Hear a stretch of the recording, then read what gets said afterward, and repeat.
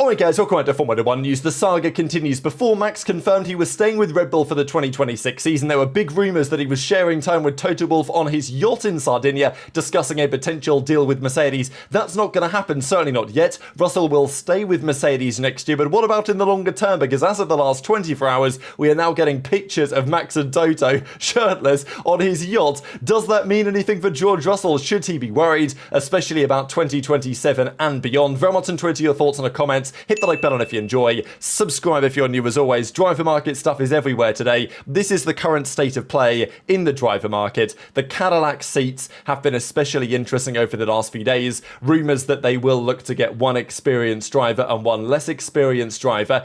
The experienced driver we think is going to be Perez. There was actually a quick update on this from what we talked about yesterday. Thomas Maher says that as far as he's aware, the announcement of this is expected after the summer break. So around about the Dutch Grand Prix, shortly afterwards, we are apparently expecting Cadillac to confirm Sergio Perez as one of their two drivers. Supposedly the driver leading up the charge in the other seat is Felipe Drugovich. There were a couple of hints towards this recently, and I will say Drugovich in the time that he did in the Aston Martin instead of Alonso in FP1 back in Hungary, in the comments that he made to the media, seems pretty optimistic about his future with Formula 1. And I don't think Drugo is expecting to get the Aston Martin seat anytime soon because Alonso's not going anywhere yet, Stroll's not going anywhere yet, and if one of them does go, they'll try and get Max before they get Drugovich, as we imagine will know. So it's interesting. Jack Crawford's another option. Alex Dunn's an option. We've talked about the likes of Yuki, maybe, whether that could be a consideration. Mick Schumacher, among others.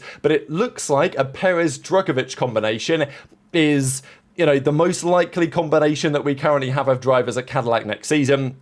Colapinto set to stay at Alpine. That's the big rumour of the day as well, even though he's had a difficult time and maybe that will not change. It does appear he will keep his seat at least through the end of the season. Next year, though, of course, is the big question, because if Bottas doesn't get the seat at Cadillac, he will probably look to get the seat at Alpine, and I don't imagine that Gasly's going anywhere anytime soon. One to keep an eye on there.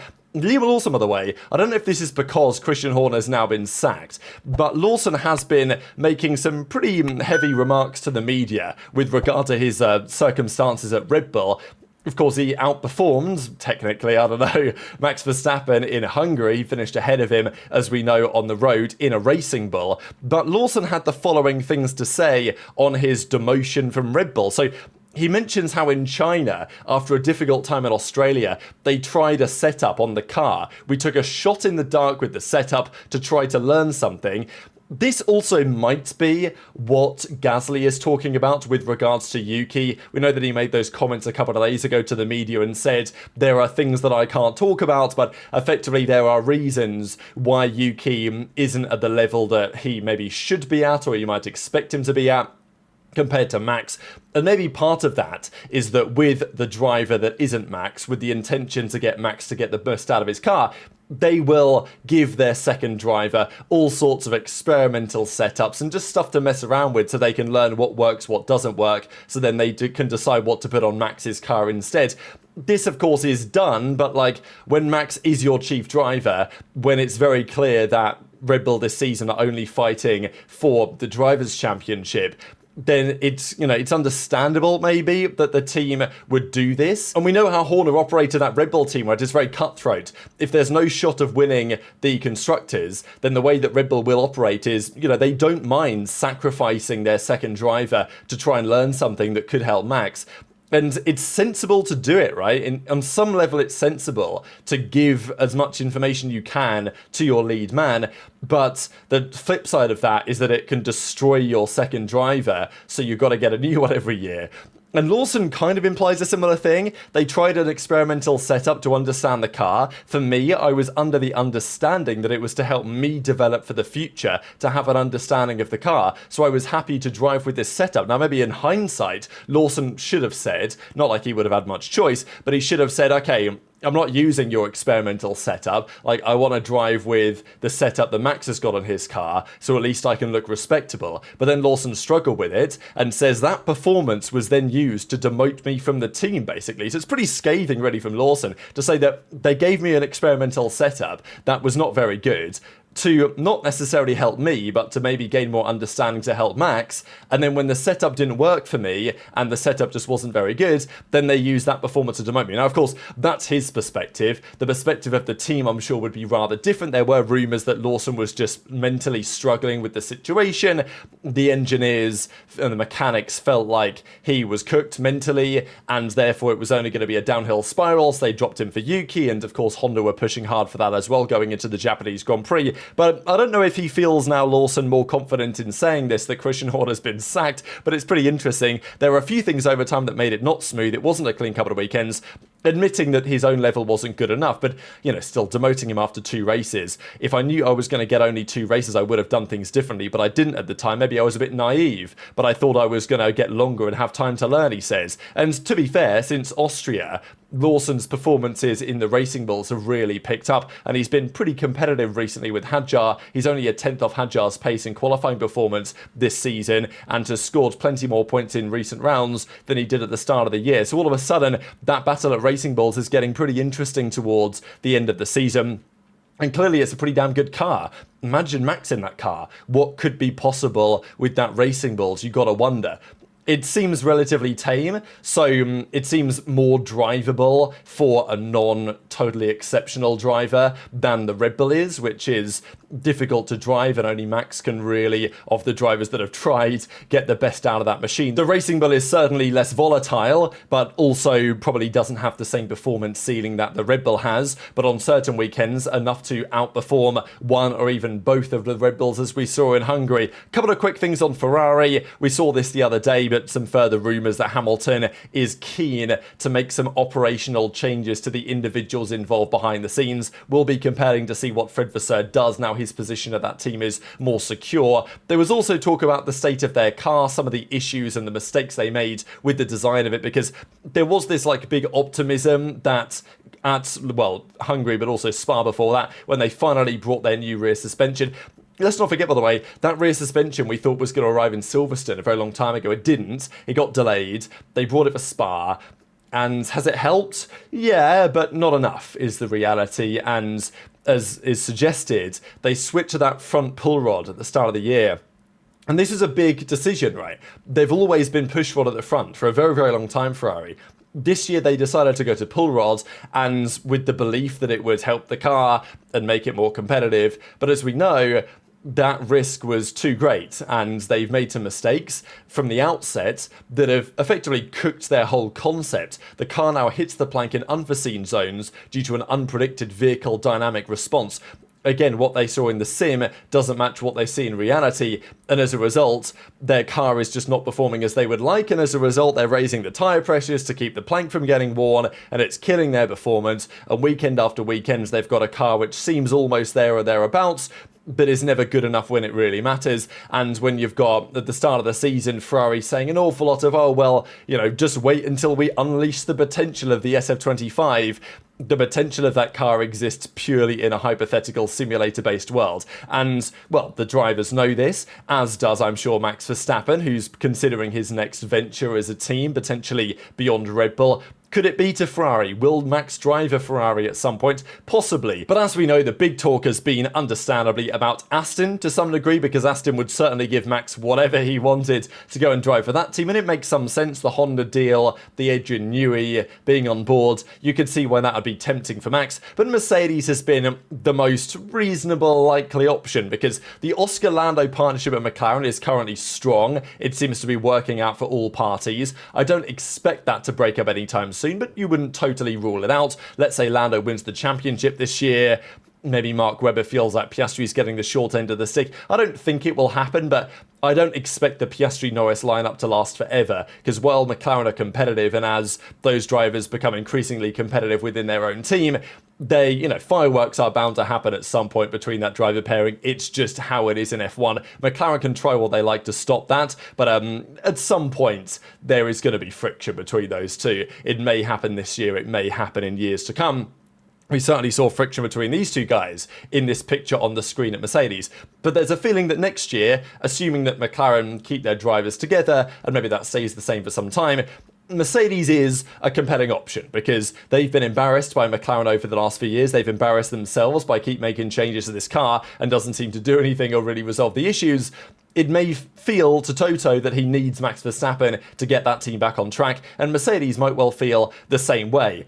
They probably could get him if they want in the next couple of years, assuming Red Bull are not the best team in 2026. And as a result, there are concerns for the future of maybe Antonelli, but also for where George Russell might sit in all of this. Now, it was a big question over the last few weeks when there are rumours continuing to emerge. Why has Russell not got a contract? What's going to happen with Max? That's now clearer. Max says he's going to stay at Red Bull next year. That seems to be locked in, and Russell still doesn't have a contract, which is one of the big questions of this summer break period. Now, next year, Mercedes may kill it with the engine, but I just wanted to quickly discuss why that is less likely than it was in 2014. FIA are trying to stop that from happening. Interesting article was put out here by Autosport discussing why this is less likely than before. So first of all, they've tried to simplify these 2026 engines as much as possible. They're probably not going to do a great job of it because fundamentally they're extremely complicated, but they have eliminated the MGU-H. So in the current engines, there's an MGU-H, which recovers energy from heat, and there's an MGU-K, which recovers kinetic energy from under braking. So the MGU-H recovers energy from the turbo, and the MGU-K from the force under braking. Now, the MGU-H is a complicated piece of kit. It doesn't really have much utility in road cars, and it's actually a big performance differentiator between the teams. So in 2014, that was especially true. So they've elected for 2026 simply to eliminate the MGU-H. It's no longer going to be a thing. The engine will only recover energy for the battery through braking, through the MGU-K, which stays around, slightly different to before. But that's effectively why they believe that the performance differentials are likely to be smaller than they were in 2014, when Mercedes had an absolute rocket ship of an engine. Now, if Mercedes do have a rocket ship of an engine, or Ferrari have a rocket ship of an engine compared to anyone else who knows, there will be performance differentiators to effectively give concessions to the teams with weaker engines. So they've been defining over the last couple of months how this actually looks in reality, what the numbers look like. But as they say, there's a concept called ADUO, which is an acronym for Additional Development and Upgrade Opportunities. This concept has had lots of work. Essentially, every 5 or 6 races, there will be an average performance measured for each PU manufacturer. Those who are below a certain level, and depending on how much below they are, will get that benefit accumulating over the year. So they get more money to spend, more development money, some more dyno hours, and the possibility to make a new homologation of the engine. People who are behind will have the opportunity to speed up and catch up. So pretty interesting, right? If you are like Alpine say that they're like 30 horsepower down. That's what they say. The real number may be less than that, but the FIA will be testing it. Every few Grand Prix, the FIA will test the performance of the engines, and if one is too slow compared to the others, they will give that team more money to spend. They won't give them the money, but they will allow them to spend more money and to do more testing to try and get their engines up to speed. Is it going to make much difference in 26? Probably not, but is it going to make a big difference to teams like Audi in the due course? Probably it will, let's be honest, right? And maybe for Red Bull as well, this could potentially be massively beneficial. Is that going to affect the way that Max Verstappen looks at this situation? Toto's still saying, well, we got rid of the new rear suspension, the old one's back on the car, it's done a better job, the car's finally found some pace back, Russell got the podium, as we know, in Budapest. And therefore, the rumours have started to re-emerge about what's going to happen with world champion Max Verstappen. Now, this I thought was pretty funny because Red Bull came out and said, oh, Toto, he was just stirring up these rumours to disrupt the team. And on some level, he probably was. Now, it was also, from Mercedes' perspective, with Toto stirring up the Max rumours, disrupting his own team, disrupting his own drivers, their confidence, their preparation to some degree. I don't know if it really affected them massively, but it was certainly relevant, and Russell and Antonelli have talked about it being not ideal, that Max was constantly in the conversation with Toto. But Red Bull are saying, oh, well, there was nothing in that. It's just Toto stirring up rumours to destabilise our team and, I don't know, get Christian Horner out the door, whatever the case is. That's one of the implications. But was Toto really stirring up the rumours, or was there more to it than that? Because this was a comment from Max at the end of July. He was asked the question because there were rumours that his yacht and his plane and Toto's yacht were all in the same place in Sardinia just after Christian Horner got sacked. And people were thinking, oh, well, Are they having a meeting? Are they discussing contract terms? Like, what's going on there, right? And neither of them denied it, right? Max said that, look, if my boat's next to Toto's, then it's next to Toto's. Just a coincidence, guys. You can have a personal relationship with someone without having a work relationship with someone, he says. So that's what he said at the end of July, which is pretty entertaining. And as of today, we now have some images. Now, I think these images are very recent, to my understanding. So these aren't from a few weeks ago when we were talking about the meeting together on a boat. These are from like today, and these have been doing the rounds. And well, I think you can pretty clearly tell who these guys are. This is obviously Max Verstappen, and that's very clearly Toto Wolff. And obviously people are talking about it out there because like Max is in a towel on Toto's yacht, and it's just all very entertaining, I think. But you know, you can see that obviously the quality isn't great. You can see that Toto's got a bit of grin on his face. There's a bit of interpolation going on here with some of the pixels. You can tell that these aren't the quite original images, but yeah, it's Max and Toto on a yacht together. There's been a number of pictures doing the rounds. There might just be one more, there might not be. I think those are the pictures that are doing the rounds as of today of Toto and Max on the same yacht alongside one another. So, you know, what's going on here, right? Because Max can say what he likes about, oh, it's just a personal relationship. It's not a work relationship. There's nothing going on there. You know, we're simply good friends, right? But you know, if you're George Russell, you're seeing this unfold, you'll be like, damn, you know, they pretended that they weren't on the same yachts back in July, and now here we are at the start of August on the summer break, and they're on the same yacht together, you know, eating some caviar, sharing some champagne. And you gotta wonder where there's anything in that, right? Like, you think Toto and Max are just good friends? You think they're not talking a bit? You know, you think they're not gossiping about Christian Horner getting sacked? You think they're not gossiping about what a potential Mercedes team could look like in 2027? You know, for these guys, their work is their life. Of course they're gonna be talking a little bit about what's going on the track. That's how it is. So, this kind of came out of nowhere today, really. We felt like for the summer break, things might calm down a bit.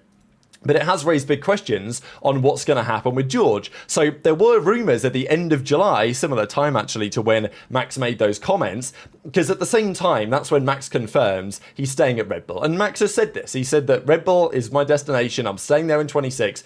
And I think it's sensible for Max to do this. He could jump ship now. It's not impossible. He would be allowed to. There might be a buyout in place that someone would have to pay. But if he said to Red Bull, like, I don't want to be here anymore, I'm going to leave for 26, then it would happen, right? That's the power that Max holds.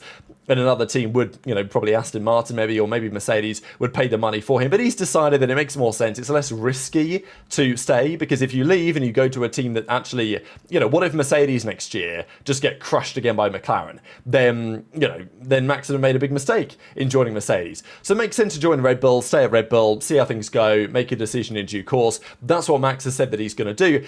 But as we know, in 2026, the conversation is still going to be here around where Max is going to go, right? Like, it's not going away anytime soon. And especially with these images of today, it's definitely not going away. So there was a rumor that Russell's going to get a 2-year deal, and it's going to take him at least until the end of 2027, you know, multi-year contract, 2+1, something along those lines.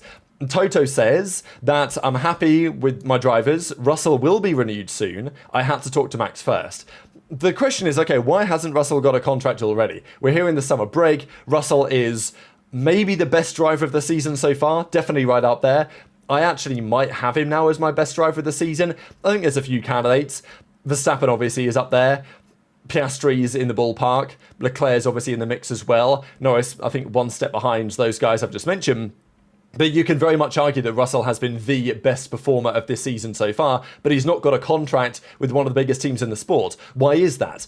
The only reasonable explanation is that Toto wants to be clear that whatever he gives Russell at least gives potential room for manoeuvre if Max is available. Because Toto's like, yeah, I'm glad I talked to Max, glad we had the discussion. And Toto was also pretty clear that he's not ruling out a Max Mercedes deal at some point in the future. So I think that Toto, especially with these images today, like, he must be thinking that when that deal with Russell is signed, if it's not like a straight up 2-year +1, there might have to be some sort of clause in there which gives the room for manoeuvre with both Antonelli and with Russell. If Max wants to join a Mercedes nail it, that gives them the leeway to be able to do that, because Toto is not going to want to allow Max to, let's say, run free and go to another team.